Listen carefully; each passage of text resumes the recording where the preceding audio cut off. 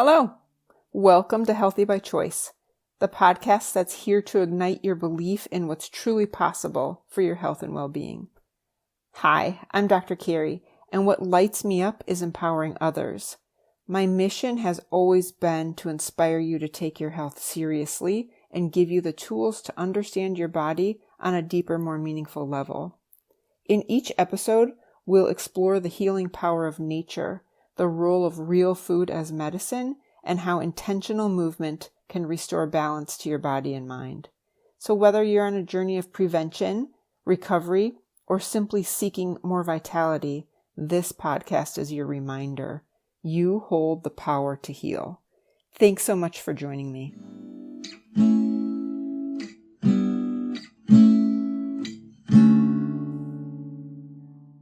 Hi, friends.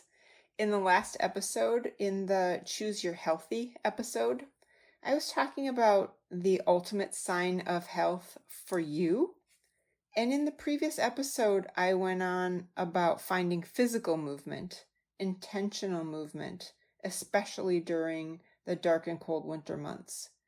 So I was talking about not just coming home after work when it's dark early and falling kind of into that lazy choice of TV watching or social scrolling and eating more, particularly junk food. And in this episode, I don't want to contradict what I said about intentional movement. I still love that as a conscious, intentional choice. I do want to clarify that rest is also a choice. Maybe getting intentional movement along with intentional rest is the ultimate self-health practice. We got to find more ways to love ourselves. And only you know what you need. I definitely am not sure what that is for you. It is important that we recognize the rhythm of shorter days and honor our bodies and our needs. I was born and raised in Wisconsin. That's my accent. And those winters are dark and long. I mean, like 6 long months. People tend to hibernate there, or at least slow down more. And in Florida and California, the weather's often nicer during those winter months, which can be more inviting to be outside. And so people are sometimes less likely to hibernate or rest and more likely to be outside, kind of even, getting less rest. My recommendation is that we just honor our mental, spiritual, and emotional needs, of course, along with the physical. We can all take a page out of my Zaya, my 12-pound terrorizers book. That girl, she runs like an actual crazy person, and then she'll just stay put for the rest of the day. She absolutely gets enough exercise. Of course, that's entirely because I walk her twice daily. And then she's content just being at rest and cuddled up on the fluffiest blinky she can burrow herself into. What I notice is that because she has all of her needs met, she's not bothered by what anyone else is doing. And I laugh because I'm like, well, she could care less who's advertising to her. She's not buying. Like, she doesn't get caught up in the compare game, obviously. It's like I tell myself, when her mental, emotional, and spiritual needs are met, she remains calm. I sometimes need to borrow from her calm, right? Like in this added holiday stress with all this chaos, I can definitely learn from her. There's, no swearing at other people and traffic and all the crazy, I recognize that other people are just making mistakes, but when I'm short-tempered, I can get impatient. There's no two ways about it. And I need to get my mind right. So I do what I need to get there. So that's pretty much what I want to share with you, are just some of those techniques, how to make peace with the chaos that's happening around us. So, number one, above all else, breathing, controlled breathing. There are so many techniques. Just pick one or pick one, each time you practice. So when I do a meditation or when I want to fall asleep, I typically will choose square breathing, otherwise called box breathing. And that's when we inhale for a count of 4, hold for a count of 4, exhale for a count of 4, and hold for a count of 4, and then repeat that. So inhale, hold, exhale, hold, 4 seconds each. And often while I'm driving, I practice the 4-7-8, which is inhale for 4, hold for 7, exhale for 8 seconds. And I don't know why. For driving, that's just the calmest for me. The most calm. Pursed lip breathing. If you inhale through your nose with a closed mouth. Inhale for 2. Purse your lips like you're going to blow through a straw or like you're going to whistle. And exhale for 4 seconds. So inhale for 2. Exhale for 4. In through your nose with a closed mouth, then purse your lips, exhale for 4. Super easy to do while you're driving, of course. And we talked about before in previous episodes about the nitric oxide and how to produce naturally NO or nitric oxide is just inhale through your nose and exhale through your nose. And all of these breathing techniques are putting us into rest and digest, stimulating your parasympathetic nervous system. And it's just signaling your brain that you are safe. There's no lion chasing you. Your systems can regulate. There's a calm function. You can function properly. It's a really great way to tell yourself that now is the time to be calm. I mean, clearly also you could hum, right? So humming stimulates your vagus nerve, which calms the nervous system, and it stimulates the parasympathetic, rest and digest. Humming has a lot of value.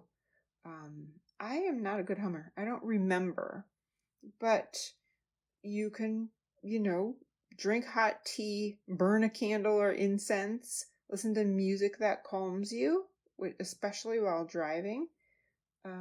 Take a bath, use essential oils. There are so many options of essential oils, and there are so many benefits to essential oils. And I'm such a big fan of Epsom salts. It's so true what your grandma told you. It's good for you. The Epsom salts are just magnesium rich, so it takes the toxicity out of the body, puts magnesium in, which can, decreases inflammation in the body, helps you sleep, helps you calm. It's good for your skin. There's a lot of reasons to take a nice warm hot bath in the wintertime. I just actually recommend creating the ritual for yourself. Sometimes that's writing in a journal or coloring or painting or puzzling, all of the things that you find calming, and actually whatever it is that you find calming. And I would recommend a stretch routine, stick stretching, stick yoga, my newest obsession, prioritizing our mental health. It's just total mental health, mental, spiritual, emotional health, along with the physical. Of course, when we are mentally, spiritually, emotionally calm, our body benefits. We absolutely just sleep better and we are calmer. We sleep better when we're calmer, and also we are calmer when we're calmer. I've said so many times, one of the biggest differences in my life this past year was making the decision to add stick stretching to my life. And I'm so grateful that I did. I can say I feel the deep calm in my physical body in a way that I never have before. And it's a bit of a surprise to me that my intention was the physical flexibility, but I have such a mental, spiritual calm, and I would say, mental, spiritual flexibility just because I've incorporated a regular stretch routine. I'm repeating myself, but I've always prioritized strength training. I've always known how important it is to build muscle mass, especially in women, and particularly as we age. We really need muscle strength to build bones. And of course, I know how important cardio is and how helpful it is, and particularly in my own life, because this is the body that I live in. It's helpful. It's also a mood enhancer. I feel so much better when I go hard for 30 to 45 minutes a day. And for many decades, I knew I needed to stretch more. I've always told myself, I could.